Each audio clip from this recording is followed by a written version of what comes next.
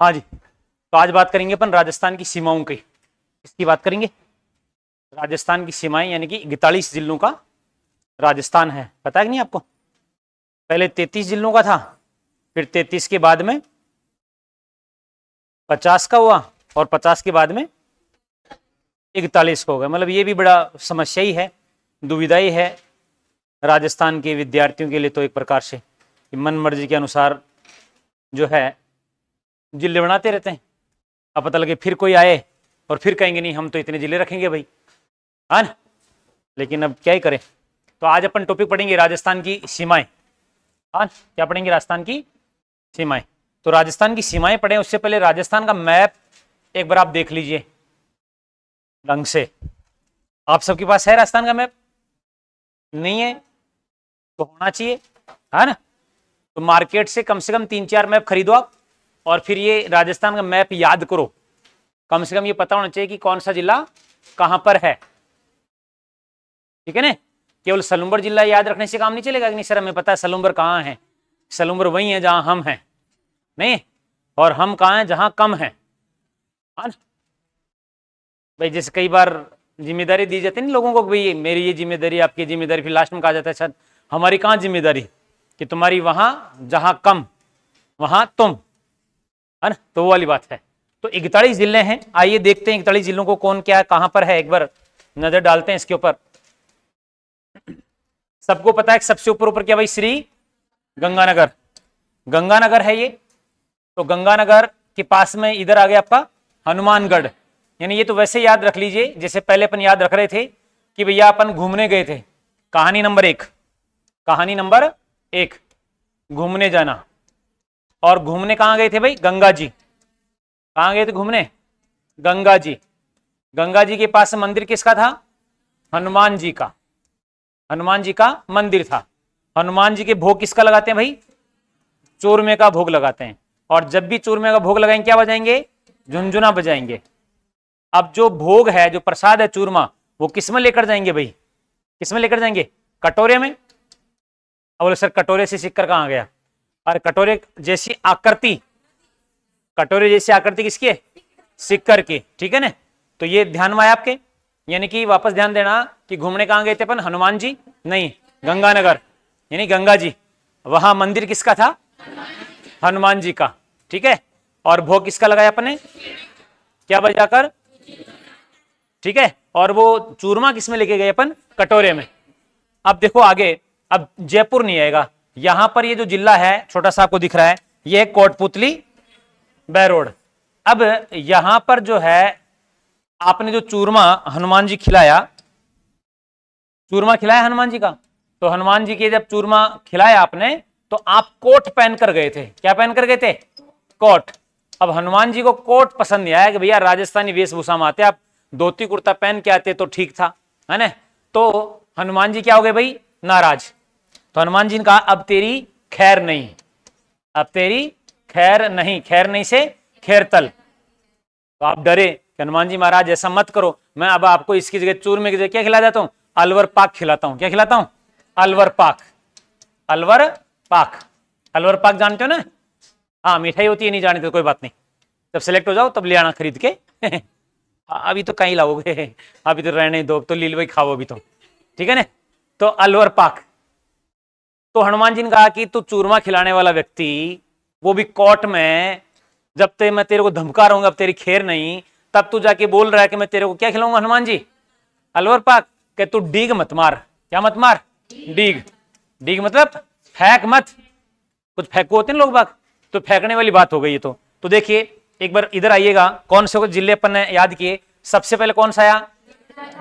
यानी अपन गए गंगा जी। मंदिर किसका था? हनुमान जी का। भोग किसका लगाया? चूरमे का। क्या बजाकर?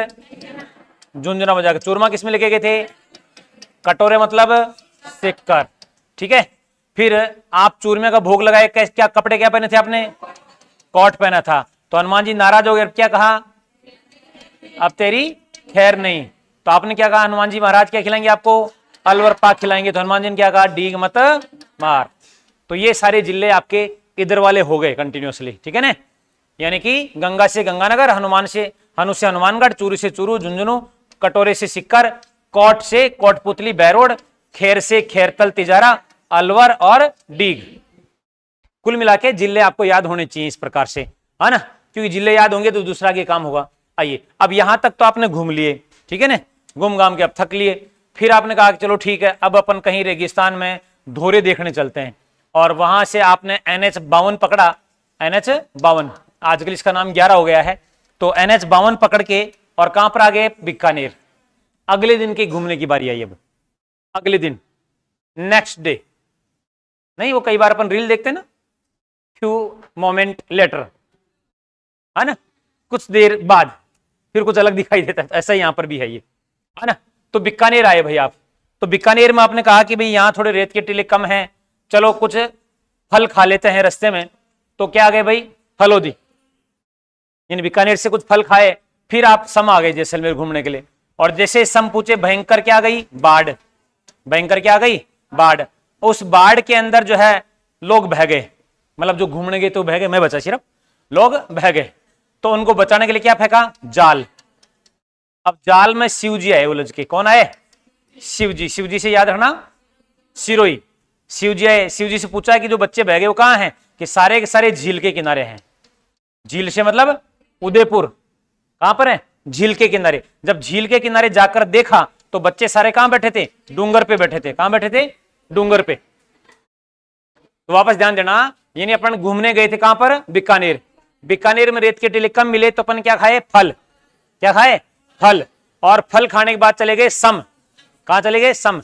वहां जाने के बाद भयंकर बाढ़ आई, बहुत घन घना करके गहरे बादल छाए और बाढ़ आ गई, और बाढ़ में बह गए। बाढ़ से बाड़मेर। जब बाढ़ में बह गए तो बचाने के लिए क्या फेंका? जाल। तो जाल से जालोर। जाल फेंका और जाल में कौन आ गए? शिव जी। शिव मतलब सिरोही। अब शिव जी से पूछा कि भाई बच्चे कहां हैं जो बहे? वो क्या बताया उन्होंने? झील के किनारे। तो झील से याद रखना उदयपुर। और वहां जब जाके देखा तो बच्चे कहां बैठे थे? सारे सारे डूंगर पे बैठे थे। कहां बैठे थे? डूंगर पे। अपने सलूमर वाले बच्चे थे हैं, हाँ, वो सब तैरना जानते थे, और तैर कहां आ गए? डूंगर पे आ गए। और डूंगर पे बैठ के बांसुरी बजा दी। हाँ, तो बांसवाड़ा गए। ये लो देखो बाप, है डूंगर पे बैठ के क्या कर रहे थे? बांसुरी बजा रहे थे। क्या गया? बांसवाड़ा। तो इधर वाले जिले हो गए, ये जिले हो गए। अब इन जिलों को देख लेते हैं, ठीक है ना। तो इनको देखना, इनकी कहानी अपनी अलग अनोखी कहानी है। दो भाई हैं। कितने भाई हैं? दो भाई। बड़ा भाई है भरतपुर और छोटा भाई है धौलपुर। कितने भाई हैं? बड़ा भरतपुर और छोटा धौलपुर। इनकी एक छोटी बहन है जिसका नाम है करौली। दो भाई कौन? भरतपुर और धौलपुर। बड़ा कौन इसमें? छोटा। बहन कौन है इसकी? करौली। इनकी एक बड़ी बहन है जिसका नाम क्या है? सवाई माधोपुर। भले नाम देख लो आप, सवाई माधोपुर। नाम में बड़ी तो बड़ी, करौली नाम छोटा तो छोटी। तो दो भाई थे, भरतपुर और धौलपुर। बड़ा भाई भरतपुर, छोटा भाई धौलपुर। बहन कौन है? करौली, छोटी बहन। और बड़ी बहन, इनका एक मामा का छोरा भी है। ये देखो, चौड़ा के मामा का जो छोरा होता है ना, वो फैल के रहता है। अभी देखना गर्मियों में आएंगे मामा का छोरा, है ना, तो मतलब इतना कुछ बात करेगा। कुछ बात जानते हो ना? कुछ बात नहीं जानते तुम लोग? मतलब शैतानी, हाँ, उड़दम करेगा यूं। और शादी ब्याह में तो यही सबसे ज्यादा फैल के रहता है, मामा का छोरा। मतलब सब भाई एक साइड में, मामा का छोरा एक साइड में। उसकी सब बात मानते भी हैं। पता मायरा आएगा है ना, थोड़ा बहुत गड़बड़ कर दिया तो भैया मामा अगर मायरा लेके नहीं आएगा। आता नहीं मायरा इधर? हाँ हाँ, ठीक है। तो ये मामा का छोरा कोटा, देखो इधर से उधर फैला हुआ पूरे में। अब मामा का छोरा आया है तो एक दो दोस्त भी लाता है। एक इधर लटका हुआ है इसके 12, और एक इधर लटका हुआ है झालावाड़। एक टाट पे बैठा के लाए ये, टाट पे यहां पर साइड में कौन है? भीलवाड़ा। और एक इधर दो साइड में लटका हुआ चित्तौड़गढ़। और लास्ट में कौन है? प्रतापगढ़। वापस ध्यान देना, दो भाई थे, भरतपुर और धौलपुर। बड़ा भाई कौन था? भरतपुर। छोटा भाई, छोटी बहन, बड़ी बहन, मामा का छोरा कोटा। इधर दोस्त पड़ा था एक, इधर पड़ा था एक टाट पे बैठा था भीलवाड़ा। दोनों साइड में लटका हुआ एक दोस्त, और लास्ट में प्रतापगढ़। लास्ट में कौन था? लास्ट में कौन था? टाट पे कौन बैठा था? भीलवाड़ा। टाट पे कौन बैठा था? भीलवाड़ा। दोनों साइड में कौन लटका था? इधर कौन पड़ा था? झालावाड़। इधर बारा। इधर कौन था? इधर फैला हुआ कौन है? अच्छा, बड़ी बहन, छोटी बहन, छोटा भाई, बड़ा भाई, बड़ा भाई, छोटा भाई, छोटी बहन, बड़ी बहन, मामा का छोरा। इधर कौन पड़ा? इधर टाट पे कौन बैठा? दोनों साइड में, लास्ट में। तो ये हो गए साहब, खेल खत्म। और बांसुरी बजाता हुआ यहां था ही बांसवाड़ा। ठीक है, तो ये परिधि वाले जिले आपके हो गए। क्या हो गए? परिधि वाले जिले। कुल मिला के आपको इनको याद रखना है। चलिए अब अपन बात करेंगे सीमाओं की। किसकी बात करेंगे भाई? सीमाओं की। तो सीमाएं दो प्रकार की होती हैं भाई। कितने प्रकार की होती हैं? दो प्रकार की। एक होती है आपकी तटीय सीमा, लिखते रहना साथ के साथ। एक होती है आपकी स्थलीय सीमा। तटीय सीमा का मतलब होता है जो समुद्र के साथ बनती है सीमा, समुद्र के साथ बनती है। और स्थल का मतलब जो स्थल भाग के साथ बनती है। अब राजस्थान की जो तटीय सीमा है वो क्या है भाई? शून्य। और स्थलीय सीमा कितनी भाई? 5920 किलोमीटर। ये जो स्थलीय सीमा, इसको भी दो भागों में डिवाइड करते हैं। एक आपकी बनेगी अंतरराष्ट्रीय और दूसरी बनेगी आपकी अंतर्राज्यीय। अब जो अंतरराष्ट्रीय सीमा है यह है 1070 किलोमीटर और जो अंतर्राज्यीय है वो 4850 किलोमीटर। दिख रहा है सबको भी? दिख रहा?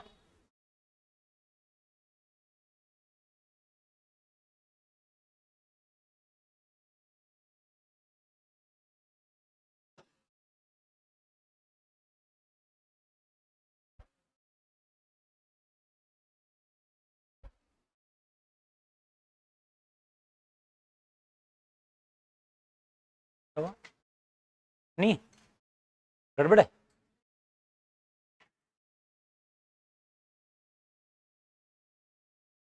अब इनमें से एक एक सीमा की अपन बात करेंगे। हाँ, एक सीमा यहाँ पे बैठी है। अच्छा, हाँ, एक एक सीमा की बात करेंगे। अब ध्यान आया मेरे को, एक सीमा तो यहाँ पर भी है।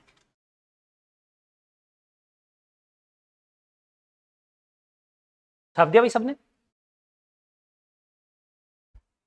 अब बात करते हैं सबसे पहले अंतरराष्ट्रीय सीमा।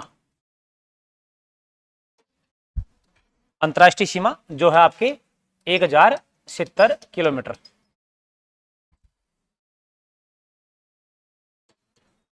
भारत और पाकिस्तान के मध्य, या भले आप ये बोल दीजिए राजस्थान और पाकिस्तान, क्योंकि अंतरराष्ट्रीय का मतलब ये होता है दो राष्ट्रों के मध्य जो सीमा होती है उसे अंतरराष्ट्रीय सीमा बोलते हैं। दो राष्ट्रों के मध्य स्थित सीमा अंतरराष्ट्रीय सीमा कहलाती है।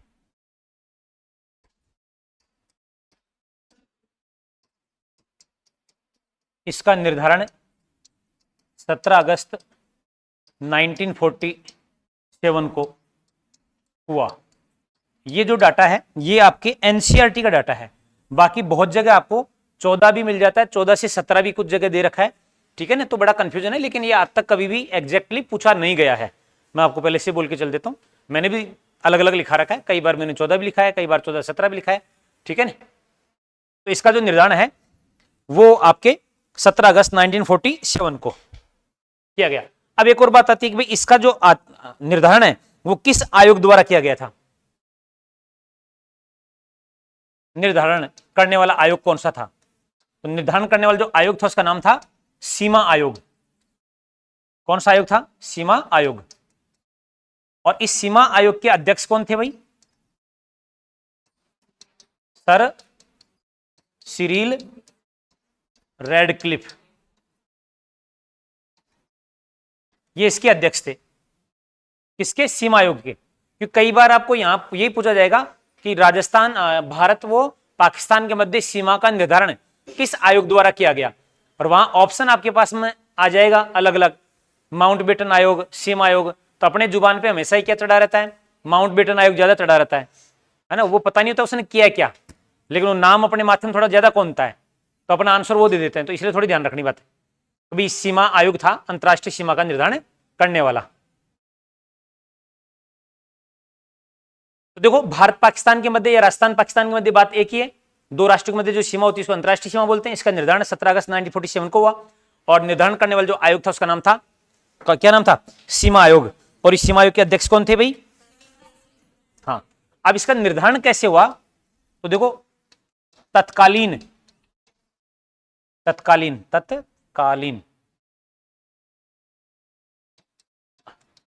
मानचित्र पर,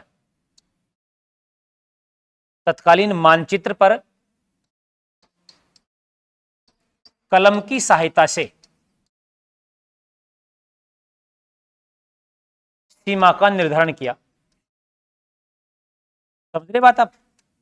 यानी कि ये मान लो कि उस समय का जो है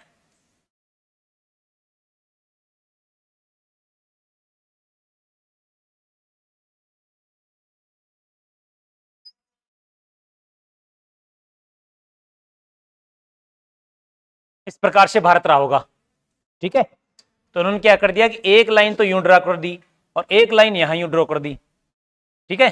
तो ये मुस्लिम बाहुल्य क्षेत्र और ये भी मुस्लिम बाहुल्य क्षेत्र, इन दोनों को ये तो बना दिया उन्होंने पश्चिमी पाकिस्तान, और इसे बना दिया उन्होंने पूर्वी पाकिस्तान। कुल मिला के जो विभाजन हुआ था वो जनसंख्या और धर्म के आधार पे हुआ था, है ना। चाहे वो आज इसको किसी भी प्रकार से अपन जस्टिफाई करें। और जो हिंदू बाहुल्य क्षेत्र था, है ना, ये वाला, तो ये क्या कर दिया भाई? भारत। यानी कि कहीं पर भी उठकर नहीं गए थे कि चलो ठीक है सीमा देख लेते अपन भाई। जैसे मान लीजिए आपकी यदि जमीन का बंटवारा करना है तो ऐसे थोड़ी पटवारी मैप में ही बैठ के कर देगा ही। अब कहां सीमा क्या पता। तो यहां पर ये विरोध और विवाद का हमेशा से जड़ यही रहा, क्योंकि वो एग्जैक्टली वहां गए ही नहीं, ये बताया ही नहीं कि भाई इधर तो पाकिस्तान और इधर भारत है। बस वो मैप में लाइन ड्रॉ कर दी कि अब तुम जाके देखते रहो और तुम लड़ते रहो कहां तक तुम हो, जहां तक जो जीत जाएगा वो रह जाएगा। इसी कारण से अपने पाकिस्तान और भारत के मध्य हमेशा विवाद बना रहता है। तो कलम की सहायता से सीमा का निर्धारण किया गया। लिखा आपने ये, विश्व की एकमात्र अंतरराष्ट्रीय सीमा जो रात को दिखाई देती है।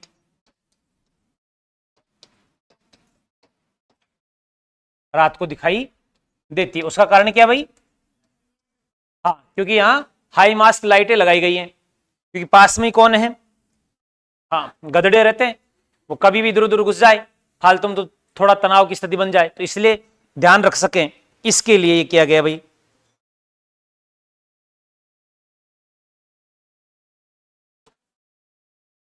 यह एक प्राकृतिक सीमा है, प्राकृतिक सीमा रेखा है। प्राकृतिक मतलब किसी प्रकार का मनुष्य द्वारा कोई भाटे या तारबंदी या ऐसा कुछ नहीं किया गया, बस केवल मैप पे लाइन खींच दी और बोल दिया ठीक है इधर तुम रहना, इधर तुम रहना।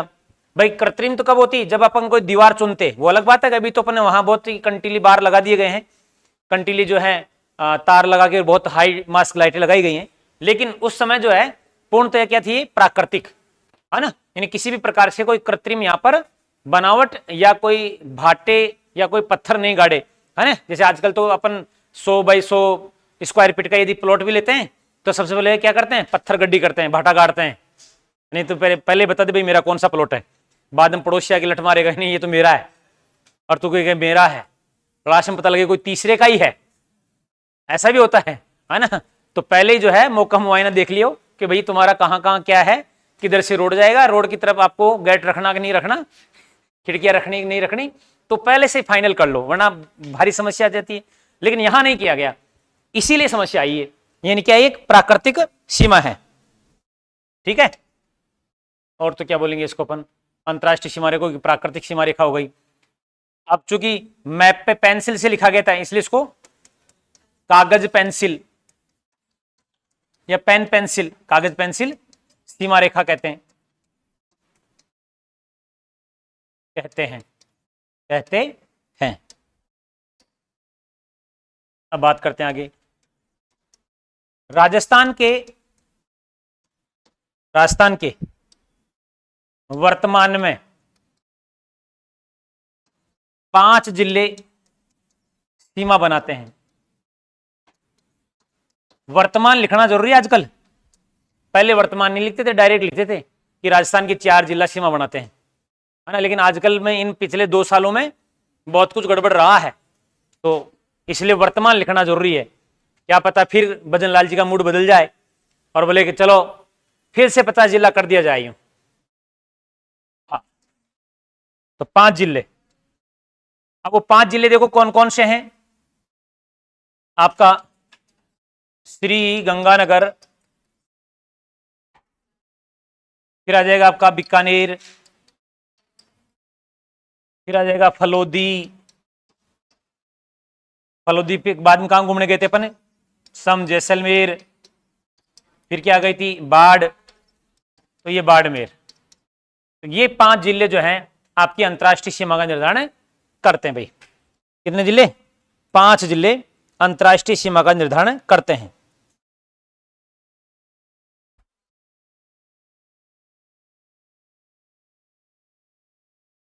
लिखा आपने ये?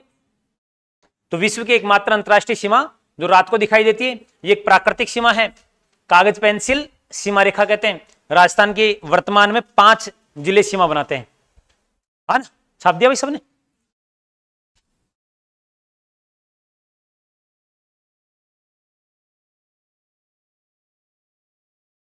यानी जो सीमा शुरू होती है वो यहां से शुरू होती है और बाड़मेर में यहां तक चलती है।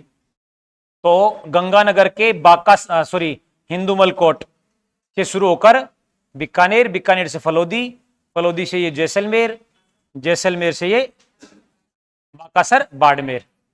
तो आपसे यदि पूछ लिया जाए कि भाई अंतर्राष्ट्रीय सीमा रेखा का, अंतर्राष्ट्रीय सीमा रेखा की शुरुआत, इन स्टार्टिंग पॉइंट कौन सा है, वो आपका क्या भाई, हिंदूमल कोट, श्री गंगानगर, श्री गंगानगर। यानी ये जो स्टार्टिंग पॉइंट है वो ये है। फिर है अंतिम बिंदु, यानी जो सीमा समाप्त कहां होती है, अंतिम बिंदु, वो आपका भाई है बाकासर, बाकासर या सहागढ़ भी कई बार आपको देखने मिल जाएगा। और ये कहां प्रताप के, बाड़मेर में। ठीक है, तो ये जो है बिंदु आपका ये है। क्लियर बात? अब चूंकि 5 जिले सीमा बना रहे हैं, इनका क्रम आपसे पूछा जा सकता है उत्तर से दक्षिण की ओर क्रम या उत्तर से पश्चिम की ओर क्रम। तो सबसे ऊपर ऊपर कौन आ रहा है, गंगानगर, फिर कौन आ रहा है, बीकानेर, फिर फलोदी, फिर जैसलमेर और फिर बाड़मेर। ये कि इसका निश्चित क्रम है। तो अपन पूछा जा सकता है भाई उत्तर से दक्षिण जो क्रम है वो क्या रहेगा आपका, श्री गंगानगर, फिर होगा आपका बीकानेर, फिर होगा आपका फलोदी, फिर होगा आपका जैसलमेर और फिर होगा आपका बाड़मेर। यानी कि सबसे उत्तरी जिला गंगानगर और सबसे दक्षिणी जिला बाड़मेर। किन में? अंतर्राष्ट्रीय सीमा रेखा वाले। पूछा जा सकता है कि अंतर्राष्ट्रीय सीमा रेखाओं वाले जो 5 जिले हैं उनमें सबसे उत्तरी जिला कौन सा है, तो गंगानगर, और सबसे दक्षिणी जिला कौन सा है, तो बाड़मेर। अब फिर बात आएगी कि सबसे छोटी सीमा, सबसे छोटी सीमा कौन सा जिला बना रहा है भाई। तो आपको दिख रहा होगा आराम से, आपकी खुद की आंखों से दिख रहा होगा नहीं दिख रहा तो मेरी आंखों से देख लो, इतनी सी बना रहा कौन, फलोदी। तो सबसे छोटी सीमा कौन बना रहा भाई आपका, फलोदी, ठीक है ना, फलोदी महज 16 किलोमीटर लंबी सीमा बनाता है फलोदी, ठीक है भाई। तो सबसे छोटी कौन बना रहा है आपका, फलोदी। फिर सबसे लंबी सीमा कौन बना रहा है, तो जैसलमेर। तो सबसे लंबी सीमा बनाने वाला आपका कौन सा जिला भाई, जैसलमेर।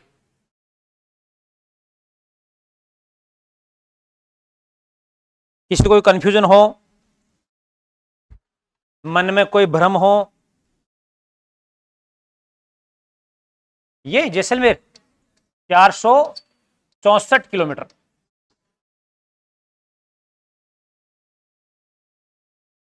और 464 से एक संबंध जोड़ने के लिए नदी का गगर, जब हम गगर नदी पढ़ेंगे तो वहां पर आएगा कि गगर नदी की लंबाई कितनी, 465, ये 64 है, 64 65, नहीं उससे पहले 63 भी होता है।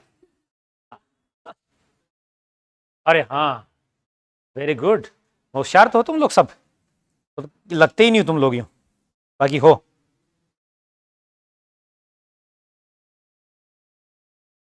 ठीक है ना। तो अंतिम बिंदु बाकासर, कई बार यहां एक गांव का नाम भी आता है, आपने पढ़ा हो डिटेल में, तो भलगांव। हाँ, बाड़मेर का जो अंतिम बिंदु, कई बार बाकासर सागड़ भी नहीं देता, पर्टिकुलर स्थान दे देता भलगांव। जैसे अभी अपने गणगौर में होता है ना मलखम प्रोग्राम, मलखम आपने देखा होगा, तो मलखम और उसका संबंध है भलगांव से, किसका, मलखम का।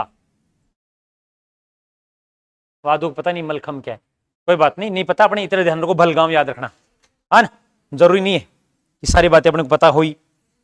आपने तो रिट पास करनी है, नहीं रिट तो हो गई पास, मेंस, अरे स्कूल मिला के एक सीट निकालनी अपने को, तो गवर्नमेंट जॉब की, सरकारी जवाई,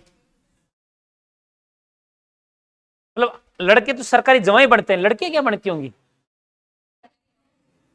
लेकिन जमता नहीं है ये, नहीं, हाँ जवाई जमता है यूं,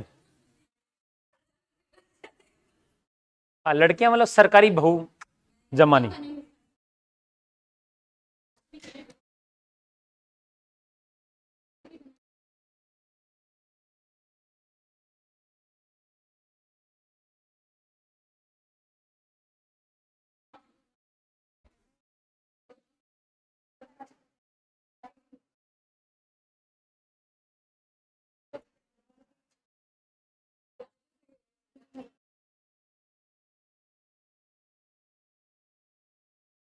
लिख दिया भाई आपने, अब आगे बढ़ते हैं।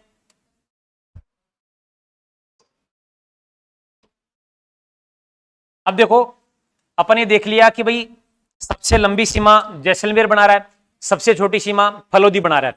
अब यहां से इनका क्रम भी देखा जाता है, जिलों का क्रम। भाई एक क्रम तो अपन ने देख लिया था, उत्तर से दक्षिण, ये तो दिख ही रहा ना आपको, लिख भी दिया अपन ने, गंगानगर, बीकानेर, फलोदी, जैसलमेर, बाड़मेर।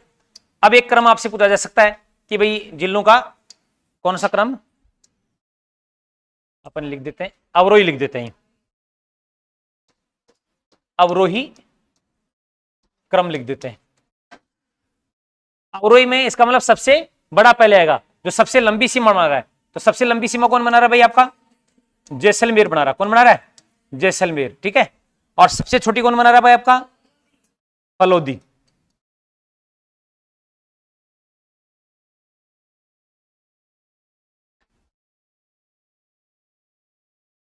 अब देखो, आप डायग्राम आपको ये ध्यान में आ रहा हो, भाई ये इतनी सी सीमा है फलोदी की, ठीक है, और ये सीमा है आपके बीकानेर की, और ये है आपकी बाड़मेर की।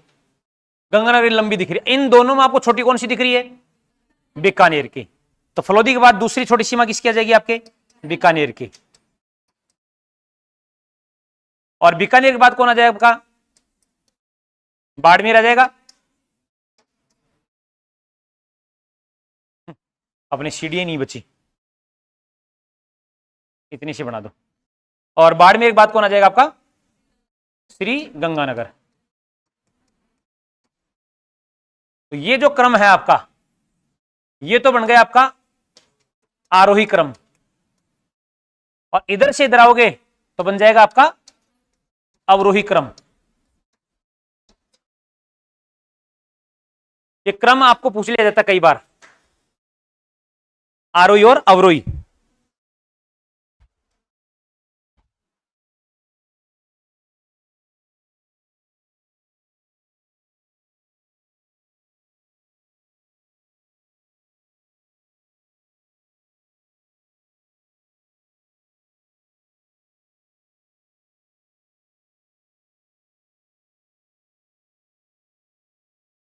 लिखा आपने भाई?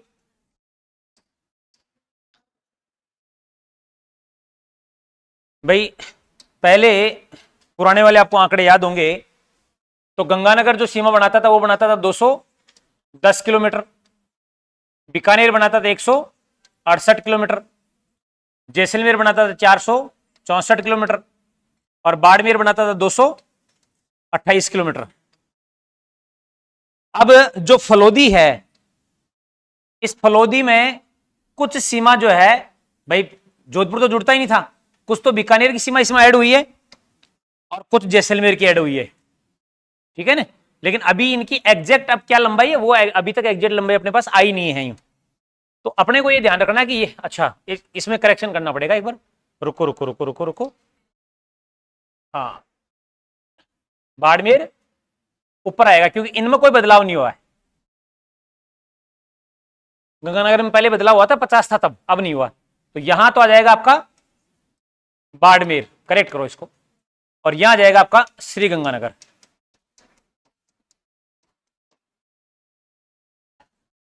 ये ठीक क्रम है, अब निश्चित करेक्शन कर दो उसमें आपके नोट्स में, ऑनलाइन वाले तुम भी करेक्शन कर देना। तो जिलों का क्या हो गया, ये वाला क्रम तो इधर से जाओगे तो आरोही, और ये हो जाएगा अवरोही। सबसे छोटी सीमा फलोदी बनाता है, ध्यान रखना, और सबसे लंबी जैसलमेर बना रहा है। क्लियर हो गई बात यहां तक की कि नहीं हुई?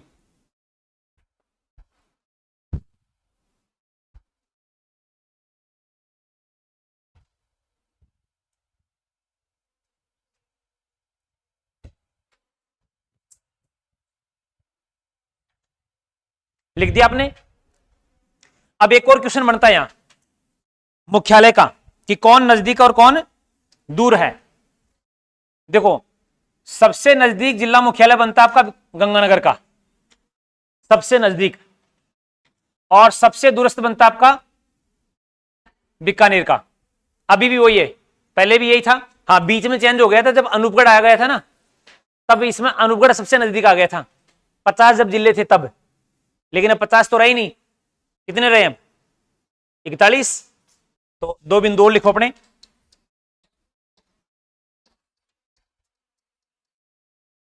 अंतरराष्ट्रीय सीमा रेखा पर स्थित सबसे नजदीकी जिला मुख्यालय कौन सा है भाई? श्री गंगानगर, श्री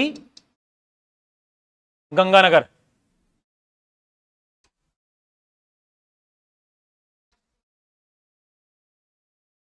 दूसरा बिंदु, अंतरराष्ट्रीय सीमा रेखा पर स्थित सबसे दूरस्थ जिला मुख्यालय, पहले भी वही था अभी वही है, कौन है? बीकानेर, बीकानेर, ये लिख दो भाई।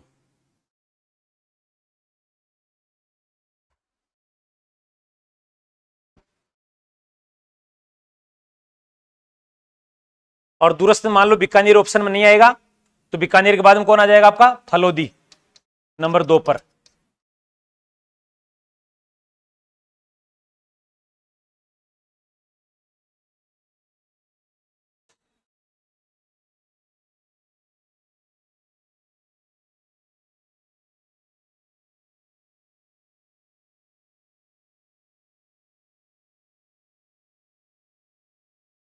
लिखा हुआ है आप सबने? इसमें कोई कंफ्यूजन तो नहीं है? हो गया क्लियर ये वाली बात? ये भी हो गई, ये भी हो गई। चल,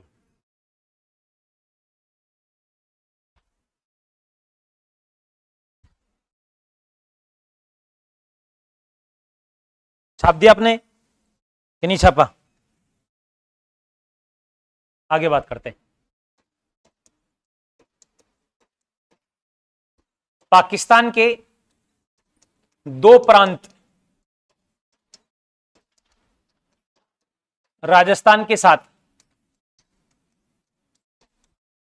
सीमा बनाते हैं, सीमा बनाते हैं।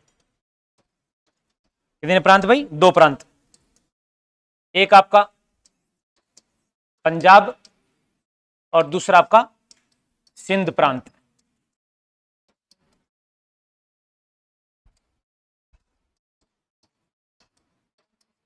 पाकिस्तान के 9 जिले राजस्थान के साथ सीमा बनाते हैं, के साथ सीमा बनाते हैं। वैसे यहां से क्वेश्चन बनता नहीं कभी भी, आज तक बना नहीं, लेकिन फिर भी मेरे को आता है इसलिए मैं लिखा देता हूं आपको। तो राजस्थान पाकिस्तान के साथ, पाकिस्तान के दो प्रांत राजस्थान के साथ सीमा बनाते हैं, एक तो पंजाब और एक सिंध। और पाकिस्तान के 9 जिले राजस्थान के साथ सीमा बनाते हैं। इनमें से महत्वपूर्ण जो है वो एक तो आपको ध्यान रखना है, सबसे लंबी सीमा, सबसे लंबी सीमा कौन सा जिला बनाता है इनका? बहावल नगर। और सबसे छोटी सीमा कौन बनाता भाई? हाँ, वो मुम्बल वाली कहानी सुनी होगी आपने, मुम्बल और महेंद्र। कहां की थी? अमरकोट या उमरकोट? उमरकोट या अमरकोट, ये सबसे छोटी सीमा बनाता है। कहानी तो सब याद है आपको, महेंद्र मुम्बल, तुरंत ऊंट भी याद आ गया होगा। सबसे नजदीकी जिला मुख्यालय किसका है? वो बहावलपुर। और सबसे दूरस्थ जिला मुख्यालय वो कौन सा है? खैरपुर। अब तेरी खैर नहीं, वही खैरपुर है ये भी। अब तेरी खैर नहीं तो पास में आएगा कौन है? भाग जाएगा दूर। तो पाकिस्तान से जुड़ी हुई थोड़ी सी जानकारी इतने से लिख देना। आपको अच्छा लगे तो, आपको लगता नहीं हम इसकी नोटबुक में नाम नहीं लिखें तो बोले मत लिखना ही, ज्यादा कट्टरी देशभक्त हो, आपको लगता नहीं नहीं लिखेंगे नाम, चाहे कुछ भी हो जाए, भले फेल कर दो मार साहब, लेकिन नाम नहीं लिखेंगे, नहीं लिखेंगे।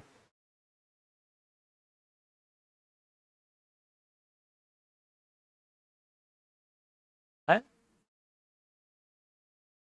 हाँ, ओरिजिनल पंजाब पूरा पाकिस्तान में ही है।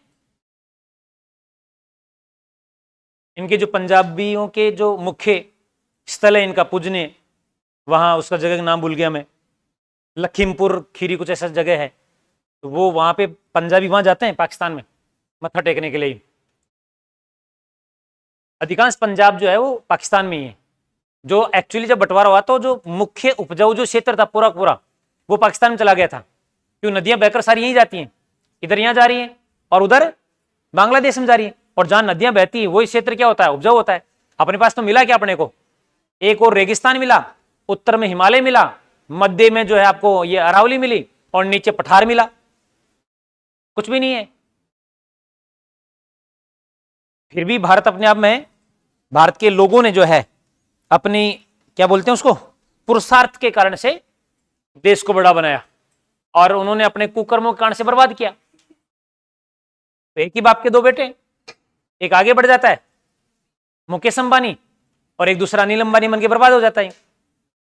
धीरूभाई अंबानी के दो छोरे थे, नहीं है क्या? बस यही खेल है। अब तुम लोग पढ़ रहे हो, तुम आगे बढ़ जाओगे और जो नहीं पढ़ रहे,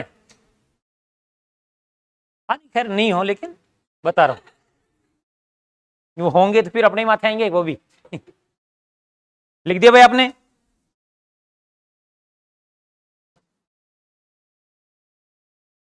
चले, तो ये अंतरराष्ट्रीय सीमा के बारे में अपन देख लिया। अब बात करते हैं अपन अंतर्राज्यीय सीमा।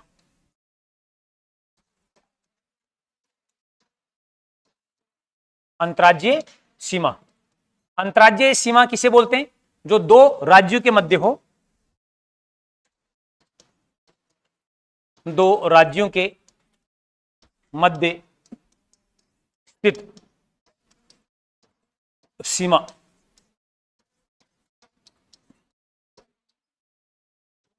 अंतर्राज्यीय सीमा कहलाती है।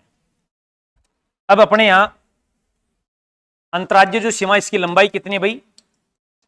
4850 किलोमीटर। और अंतर्राज्यीय जो सीमा है, सीमा वो कितने राज्यों के साथ बनती है? 5 राज्यों के साथ में, 5 राज्यों के साथ में। अभी देखो 5 राज्य इधर आ जाएंगे। ये दिख रहा है आपको राजस्थान? पहला राज्य यहां गंगानगर से सीमा बनाता है, गंगानगर से हनुमानगढ़ तक। कौन सा भाई? यहां पर पंजाब। फिर हनुमानगढ़ से ही शुरू होती है हनुमानगढ़। हनुमान जी के चूरमा का भोग लगाया, झुंझुना बजाया, कटोरा में चूरमा लेके गया, कोट पहन के भोग लगाया। हनुमान जी नाराज, अब तेरी खीर नहीं, अपना लोअर पाक का झांसा दिया। हनुमान जी ने कहा कि डीग मत मार, तो डीग तक। यहां है आपकी हरियाणा की सीमा। फिर डीग से शुरू हो जाती है आपके यूपी। तो डीग, बड़ा भाई भरतपुर, छोटा भाई धौलपुर, यहां आ जाता है आपका यूपी यानी बाबा। फिर आपके जो है यहां छोटा भाई धौलपुर, छोटी बहन करौली, बड़ी बहन सवाईमाधोपुर, मामा का छोरा कोटा, इधर एक दोस्त पड़ा बारा, इधर एक पड़ा हुआ झालावाड़। ठीक है ना? ये दोनों साइड में जो लटका हुआ चित्तौड़गढ़, टाट पे बैठा भीलवाड़ा, और सबसे लास्ट में आ गया प्रतापगढ़ और बांसुरी। ये आपका आ गया एमपी। फिर इधर से ये था आपका बांसुरी वाला, डूंगर पे बैठे थे, झील के किनारे आए थे, शिव जी आए थे, जाल फेंका था, बाढ़ आई थी। यहां है ये आपका गुजरात। तो ये जो है राज्य आपकी सीमा बना रहे हैं 5, है ना? कितनी सीमा बना रहे हैं? 5। कौन कौन से भाई? सबसे ऊपर पंजाब, पंजाब 89 किलोमीटर। फिर आपका हरियाणा, हरियाणा 1262 किलोमीटर। फिर आपके यूपी 877 किलोमीटर। फिर आपके एमपी 1600 किलोमीटर। और फिर आपके गुजरात, गुजरात 1022 किलोमीटर। तो ये जो है आपकी अंतर्राज्यीय सीमा है। क्या भाई? अंतर्राज्यीय सीमा। अब पंजाब के साथ राजस्थान के कितने जिले सीमा बना रहे भाई? 2। हरियाणा के साथ देखो आप 1 2 3 4 5 6 7 8। तो हरियाणा के साथ अब राजस्थान के 8 जिले सीमा बना रहे हैं। यूपी के साथ राजस्थान के 3 जिले सीमा बना रहे हैं। एमपी के साथ राजस्थान के देखो धौलपुर 1 2 3 4 5 6 7 8 9 और 10 जिले। गुजरात के साथ में 1 2 3 4 5 6। ये भी आपको ध्यान रखना है कि किस राज्य के साथ में कितने जिले सीमा बना रहे हैं भाई।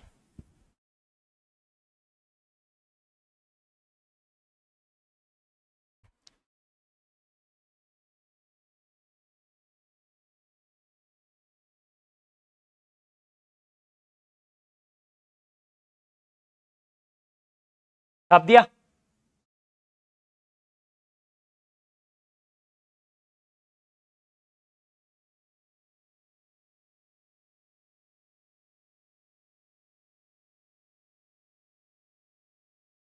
तो आज के लिए तो इतना खूब है, नहीं है? तो अपन बात कर रहे थे सीमाओं की। इससे आगे की बात अपन कब करेंगे? कल करेंगे। और